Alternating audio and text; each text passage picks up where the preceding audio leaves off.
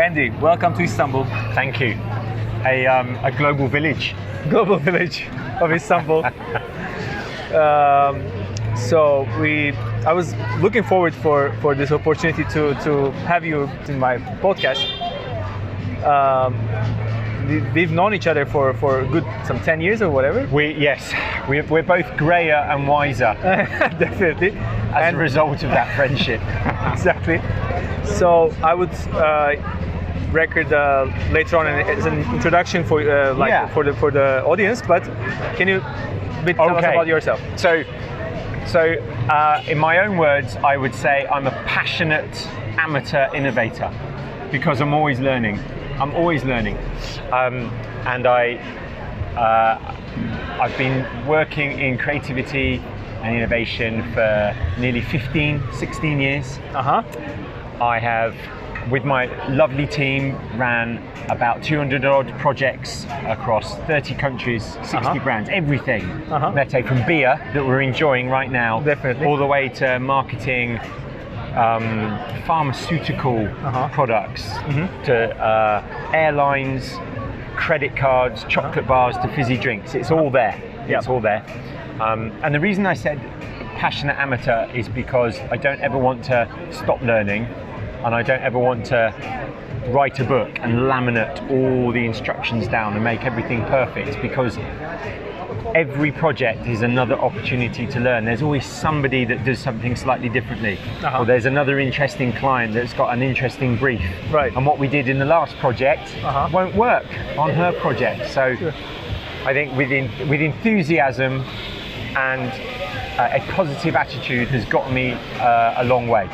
Great. So is that a good description? Yes, definitely. Yeah. I'm 6 foot, brown eyes. Is that? Do you need that? Right. Well, actually, you're originally, you studied psychology, right? And you're originally, you started as a teacher. Yes. How you ended up with facilitating? I started as a teacher because I did like school. I liked being in the rhythm and the routine of a timetable. Okay. And there was always something new and different every day at school. Sure. So I think that makes me very odd that I liked school. So when it just naturally came to pass that I studied design and technology and working with my hands and drawing and making, so that I was a very practical character. But I did enjoy being with people. I do enjoy explaining things and being told how to learn. I like the inspiring. I like the social science of how people in groups work and approach problems. So it was incredibly joyful and privileged to teach for 6-7 years, and I taught in all different types of schools. But eventually I moved to innovation it was a very long story and it won't make a very interesting podcast. But the long and the short of it was I met someone who was working in an innovation company through a friend of a friend of a friend, and we just got talking, and she moved to this company and said, why don't you see what we do? And I went along for the day, and the rest is history. They said they were hiring, and I applied, and I just ended up there with a good fortune and a bit of hard work. Great. So made the leap. Great. So when you were talking about, and it's also interesting how to name what you're doing. It's facilitation, right? It's a facilitation of innovation, facilitation in a way. But you also call it premium facilitation, right? Yes. And tell me, what makes it different than the regular facilitation? Yes. How long is this podcast? Half an hour. How violent can I get? So the facilitation, that word has got a bad press over the years. Yeah. So I believe that there's this growing gap between the complexity that exists in business, which is inevitable, and there's a social science that shows that business is getting, on average, 6% more complex every year. Okay. Just by the natural rhythm of its evolution and the systems within it. So there's this growing complexity existing between people's ability to solve problems at work and the complexity that they have in that organization. Right. So they don't have the time to solve problems. And in order to solve problems, you need to be facilitated. You can incubate thinking on your own, and you can have ideas on your own, but to actually help grow that idea and get it delivered and ask other people to make positive contributions to that idea and put it into, I don't know, your operations and sales and marketing, actually to take it off a sketch in a pub into something that the business signs off needs help, and it needs that needs to be facilitated. And I've seen too many very bad facilitators, people that don't explain things very well, people that don't brief in instruction very well, people that are confusing, or they're passive and neutral. And I don't believe that. I believe that you have to be really front-footed, really clear, really enthusiastic, really confident. You have to know deeply the journey that you want your participants to go on, whilst at the same time not being pushy, and drawing their opinions out. And I believe it's a genuine skill and an art, and I'm still learning. After thousands of people I've trained, and 2 formal qualifications in the art of teaching and psychology and all those projects, I'm still learning. So there's an element of frustration when I hear people say that they are facilitators, and I watch them and I observe them and I think, I'm a bit confused.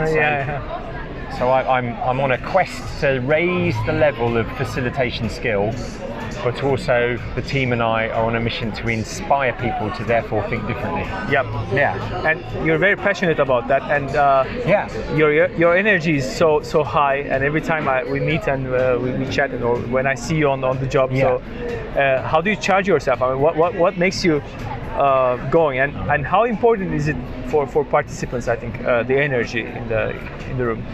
That's very kind of you to say, Betty. So there's 2 questions. Let me answer them back to front. So why is it important for the participants? So energy will ebb and flow in a project. And if you're doing it right, a creative project there'll be moments where things get a bit confusing or hard. This is where the new is coming. So, and as a result of that, it will be the first thing to change in the project. The energy will dip, because thinking new and thinking in creative fashion takes energy from us.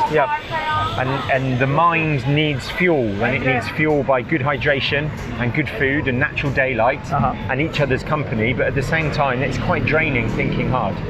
So energy is the number one important thing in a project, not the process. And I get in answer to your first part of the question, I get my energy from being connected to that project. I get my energy being connected to the people in the room. So right now, talking to you, I'm connected to you personally, but I'm connected to this topic that you've asked me to talk about.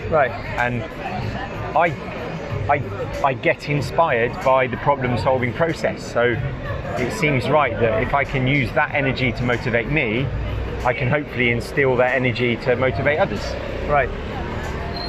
So actually, I mean, this is something that maybe even to begin the project, it's a bit of an issue for Turkey. I mean, like, people lack. You also have a bit of a observation now. I mean, like, people in Turkey in the business world, we are very busy.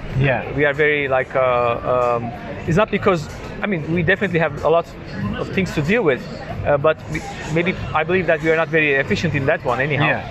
But how do you normally do you face this problem of getting those people in a room? I mean, like, is it how do you convince them to get together in a room and have this sort of drive to come up with all these how do we get the focus there when the excuse too often is we're busy? And how do you get them even to start a project? Because if they are so much busy and laid back. I'm really, if this we're busy now, right? But if this bar were to catch on fire, we'd find time to stop being busy and move, Exactly. wouldn't we? Yeah. So I think there's a mental relationship with people's attachment to being busy and what they do. My answer is busy doing what? Is it busy simply managing the many demands you have? Right. And I need to be careful because I don't want to dismiss that people have emails and meetings and they have to attend other people's projects. That's the nature of business. I do understand and respect that. Whilst at the same time, for them to say it's incredibly important that we have this project to do, and then say, well, we've only got 6 hours to do it, that's contradictory. Right. It's antithetical. We're saying one thing, but we're doing the other. So we spend a lot of time with leaders understanding how their rhetoric needs to attach to structures in the process that create the space for people to make those connections and solve that project. So if you want to get a project done, let's carve out enough time to do so. Right.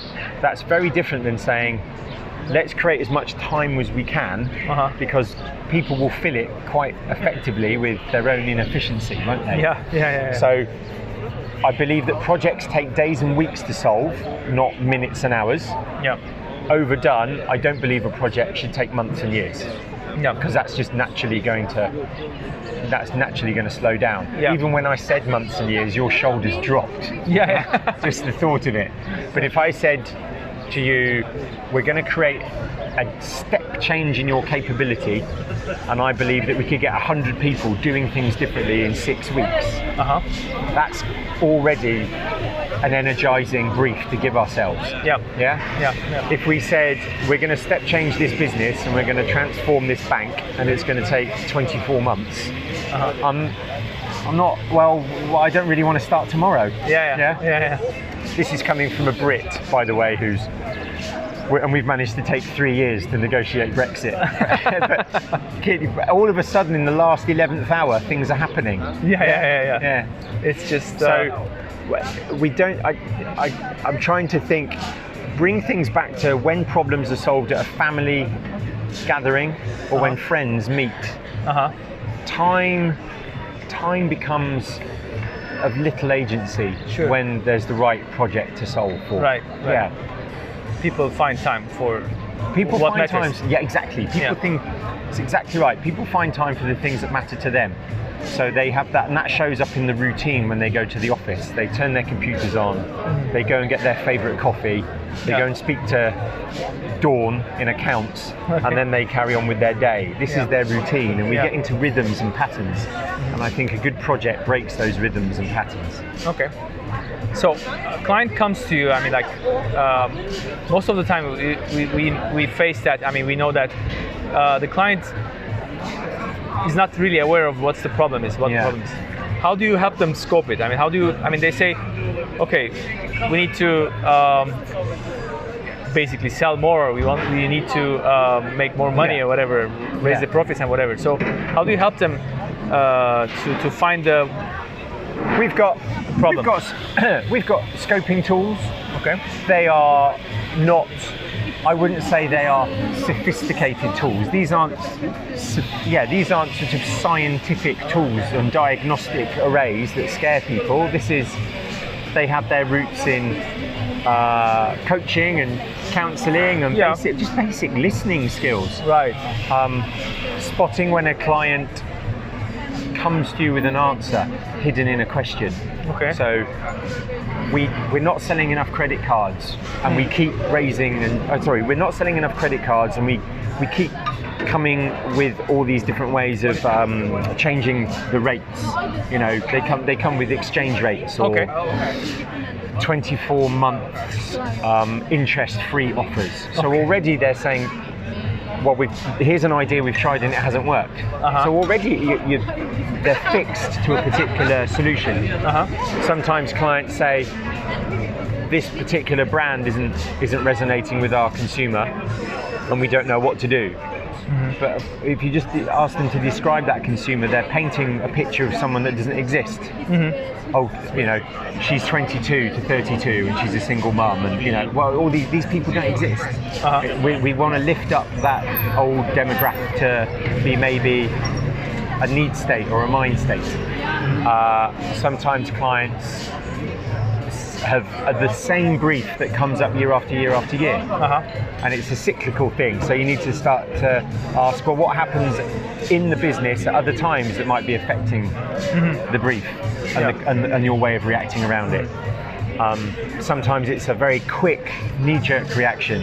This problem has just popped up, like an ugly mushroom, and you think, well, where's this? What's going on? So lots of questions.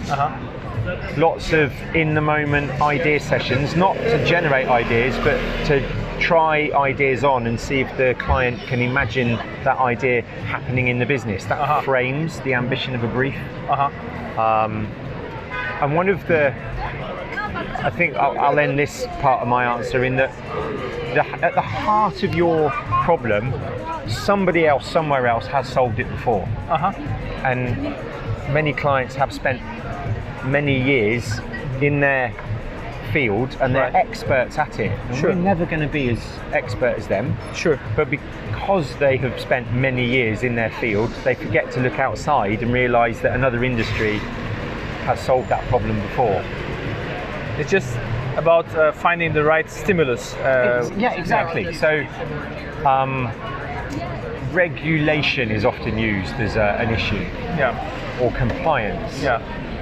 But in banking, you can learn a lot from pharmaceutical about regulation, and actually in pharmaceutical you can learn a lot from FMCG, because they have certain regulations and sensitivities, and FMCG can learn a lot about regulation and compliance from aviation, and there's a whole load of governance in aviation that pharmaceutical can learn from. So if we just raise our heads and look at other worlds, the role of we as a facilitating agency can pull that experience in, and we can start to share that stimulus.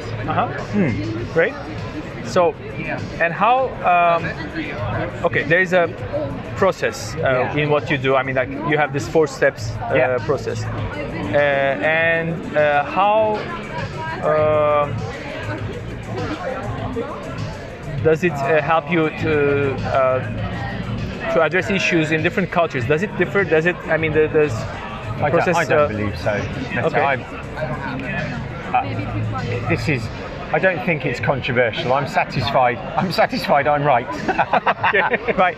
So there's vogue at the moment for agile and design thinking, and let's be lean, and let's work on the 6 steps and the 7 steps this, and double diamonds, and no, there's a scoping phase. There's a phase where we gather some insight and ideas, and there's an interchange between the two, and then finally we need to go and do something with those ideas. We need to implement them in the business.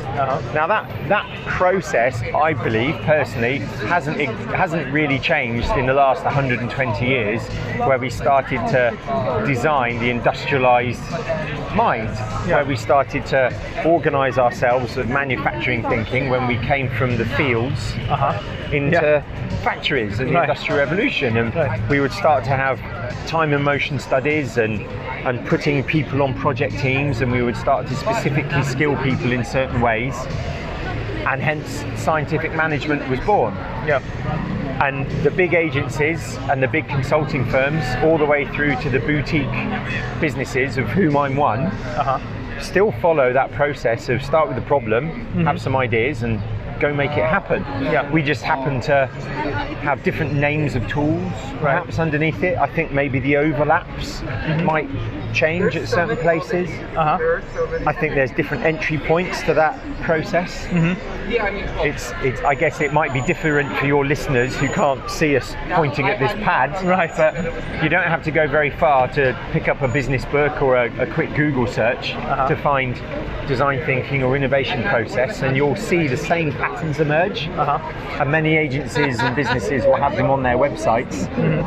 I think I think the differentiation doesn't come in what the process is, but it's how you go about it. I think the process will get you so far. You can think your way to 7 out of 10. Okay. But what we really need is that 100% commitment. Okay. To when you're doing it really well. If you're truly going on a creative journey, you've got to break the rules at some point. Your process won't work. Yeah. You'll naturally come up against resistance internally in a business, or a project surprise that you couldn't have foreseen. So at that moment, you've got to, as I said earlier, you've got to rest on your energy, haven't you? Yeah.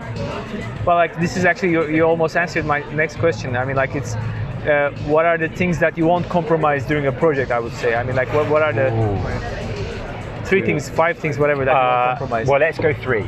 3, right, okay. So I will not compromise on a co-facilitator. We always need a co-facilitator. Okay. I won't compromise on a great environment, and even a bad environment with a little bit of creative effort can be made good. Okay. Look no further than the way that you decorate your home as inspiration to what puts you in a great place. Okay. Yeah. And I won't compromise on energy and interaction. Right. Because if we didn't need that, we'd all be really fine solving problems in our own, in cardboard boxes, never speaking to anyone. Yeah. Yeah. So those are my 3 things, I think. Environment, facilitators, the environment, my co-facilitator in the behaviour, and creating that energy and that attitude towards things. Yeah. So about the facilitators, actually, we have this concept of, I mean, like the content facilitator and the context facilitators. Yeah. And do you need both sort of roles in every workshop, or and how do you decide? Yeah, I don't need both. It's nice to set up behind the door, as it were, who on the facilitation. So we always work in pairs, and sometimes there'll be 4 and 6 and 8 of us. But my co-facilitator and I will decide before the project begins who's going to look after the people, and who's going to look after the process. So a nice way to describe this is telling the story. So like a dear client that's become part of our extended team, I suppose, is Kalika. Well, let's send this podcast to her so that she's thought of fondly. Yeah. So she's a client. So when a 9 to 5 job is working in this international business as a very, very senior executive. It's lovely working with Kalika because no one knows the business better than her. So when participants walk into the room, they look at Kalika and go, I'm safe. Right. Any question I have about our project and our process and our sensitivities and our operation, I know that Kalika can answer them from a point of knowledge and strength. I am then, my position in the room is to look after the energy, the timings.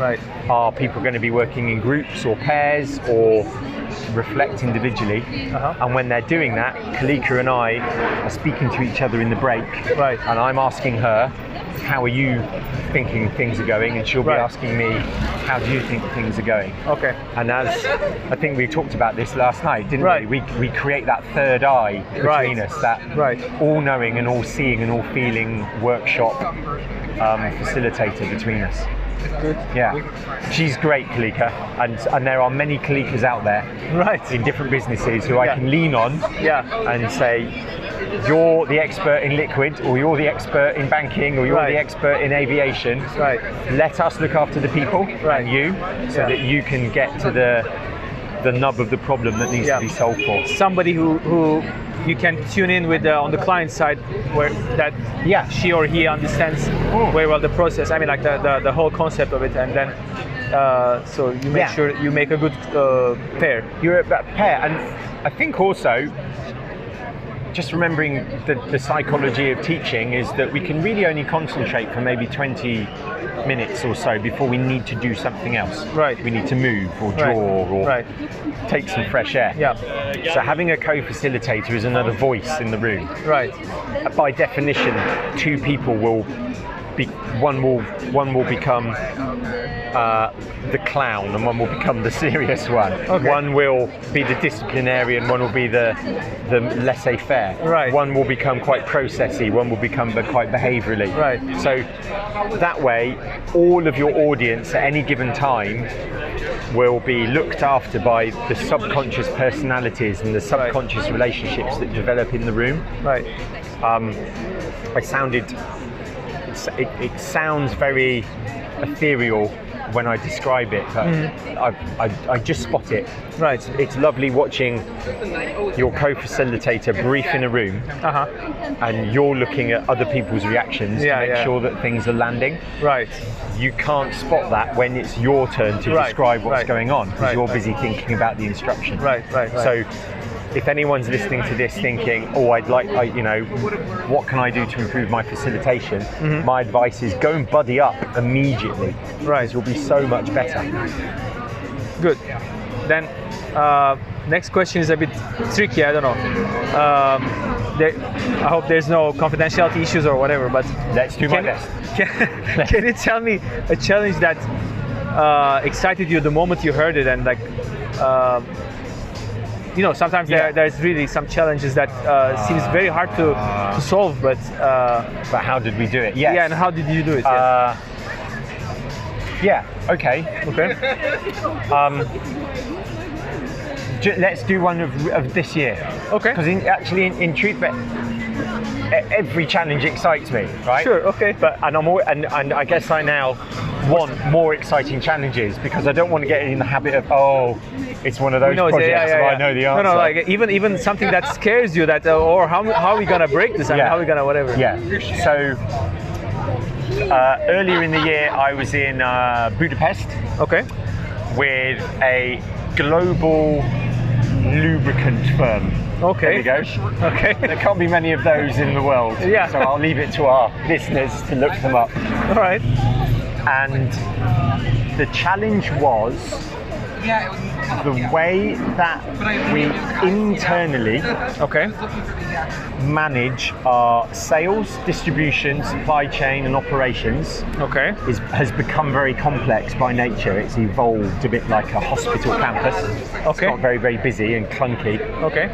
We need to streamline our processes. We need to engender a culture of agility in these processes, and we need to come up with a consistent way of communicating what we're going to do from now on. Okay, so that was part one of the challenge.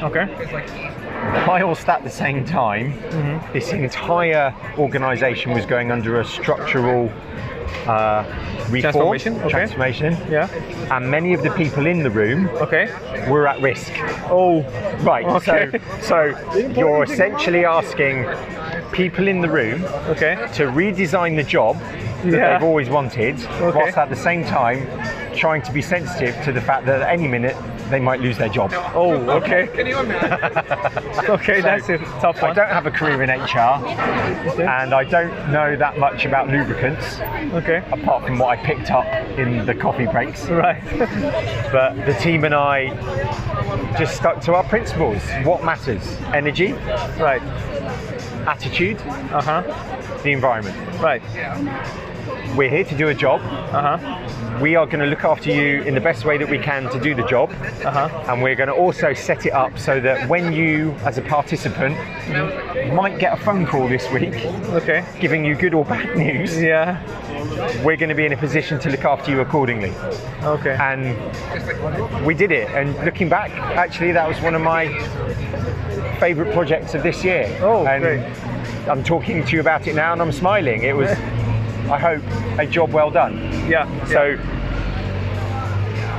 again, we lean on the process. If we don't know the answer, we're never going to know the answer, because it's not our job as facilitators to have the answer. We can facilitate a creative process that will generate an answer. So by definition, we'll end up having some suggestions, but it's not for us to start telling people what to do and writing a PowerPoint with the answer on. Right. Yeah. This PowerPoint is a killer. I do good PowerPoints, but I don't do many. Yeah. Well, they are definitely didn't save the day for many companies. No. And it's, No. Yeah. All right. So as a signature question for my podcast, let's say, because the name of the podcast, my podcast, is like the formula for creating value. Oh right, okay. Is this the same question every time then? Yeah. Your guests always end up with the same question. What is your formula of creating value? So mine is a bit more like what are the let's say ingredients, or let's say components of creating value? Yeah. And what is your magic sauce? I mean, like, what is your ingredients? What are your for creating value? I'm going to go with my gut instinct. Okay. I think I've referenced it a couple of times on this podcast. It's the environment. Okay. A genuinely positive mental mindset that our puzzle will be solved. Okay. There's 7.4 billion people on the planet. Okay. You know, we are all capable of solving each other's problems. Yeah. My grandfather told me, what man can make, man can mend. Yeah. Okay. So if you get the right people in the room, positive mental mindset has to be in the room.